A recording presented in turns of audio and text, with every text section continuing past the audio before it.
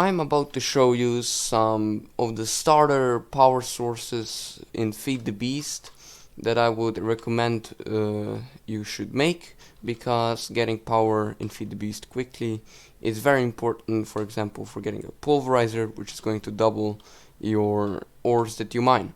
So the first power source comes from immersive engineering. It is the windmill.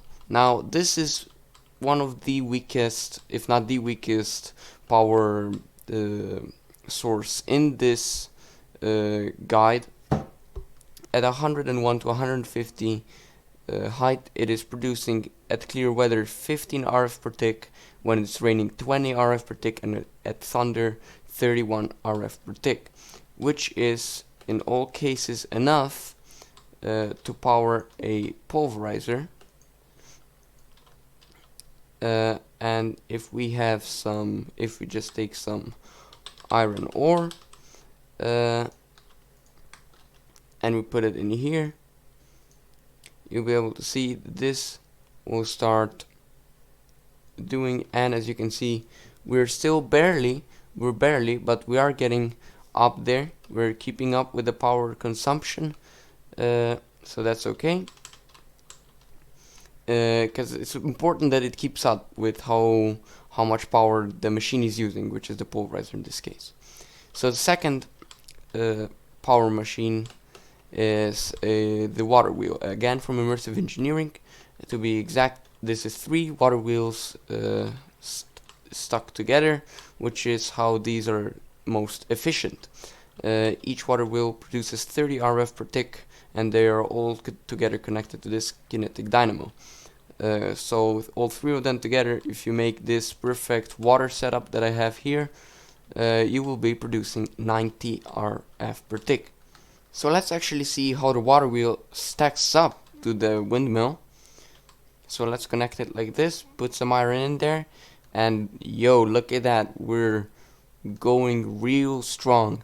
Look at that power, that's a lot of power right there. Alright, but just to be clear, you will need the coke oven to make the planks that you need to make the water wheel and the windmill. The coke oven is just made 3x3x3 out of the coke oven bricks or something, and they just take a lot of clay, and that's it, nothing special. Okay, moving away from immersive engineering, we are here with a steam dynamo.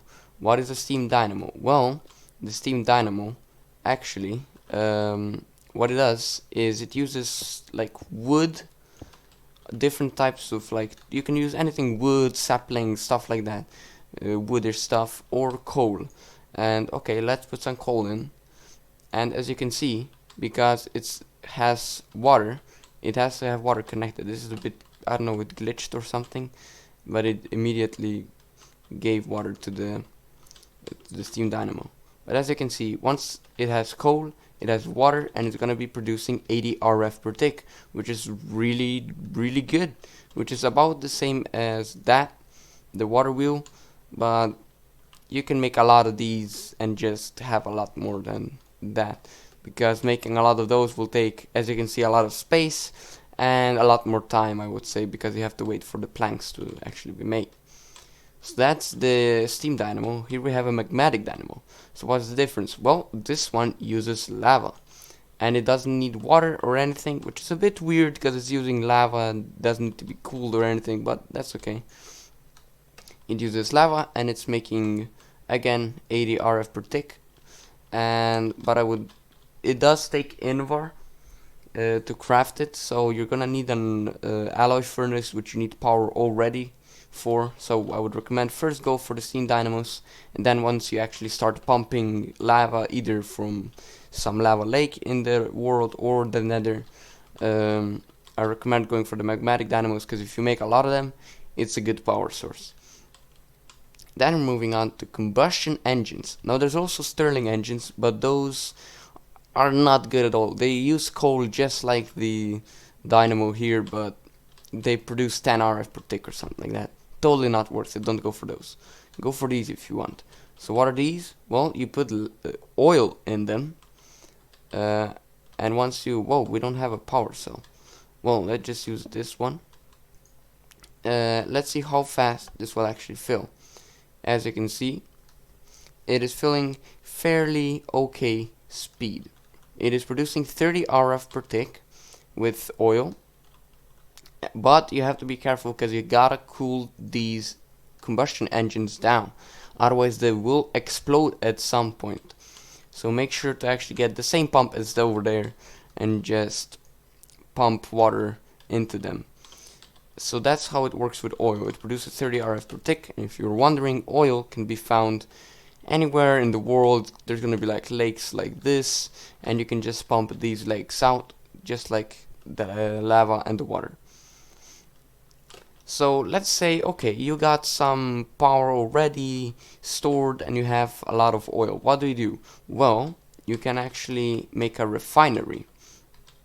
What is a refinery? A refinery will turn the oil into gasoline. So let's give it some power. Here we go. It's powered up. And now let's say this is probably more than this, but let's just say this is your oil that you pumped up. You need an extraction pipe and a redstone engine, and as you can see, the refinery is already making gasoline. And you can then just connect this to the combustion engine over here. It's going in. Let's see if we turn this one off, turn this one on. This one is producing twice as fast. It's making 60 RF per tick, which is still not as good as these, so I would still recommend for going for the steam/magmatic dynamo. But these are pretty cool because you gotta cool them down, and it's pretty nice. As you can see, we got some water in there. Alright, so that was the RF sources. Now we have an EU source here. I would more recommend just going for RF and then converting into EU, because there's a lot more RF power sources than EU. But if you really want some EU power sources, this is one of the main power sources you could use, which is the generator, and you put wood or coal just like the steam dynamo, and it's gonna go into the bat box. It's a fairly simple power source. Okay, what if you have, as I said, a lot of RF power, but you need EU, but you don't want to make generators, because it's a bit confusing having two different power sources and keeping up two different power unit source and stuff like that. Okay, let's say you have a big leadstone energy cell full, and this is the power converter station. It is made out of a RF consumer, an energy bridge, and an EU producer. The recipes are fairly simple, but the energy bridge does take 1/2 diamonds depending on the recipe you're gonna use. But the other two are fairly simple to make. So let's see, okay, we have this. Let's change this to output, and let's give it a bunch of output. It is going in here, and it's changing 200 RF per tick into 50 EU. And as you can see, this is filling up really fast. If we actually change this to 100, you have about how much you would be getting from like a steam/magmatic dynamo. And as you can see, we're still getting fairly nice power compared to the coal one over here, right? Alright, that is all the beginner power sources I would recommend to get one of these. Possibly maybe not these, because there might not be immersive engineering in every mod pack. It's more of a inventions mod for Feed the Bees. But anyway, that's the power sources. I hope you enjoyed. If you have any questions, if I actually missed something, tell me in the comments, and see you next time.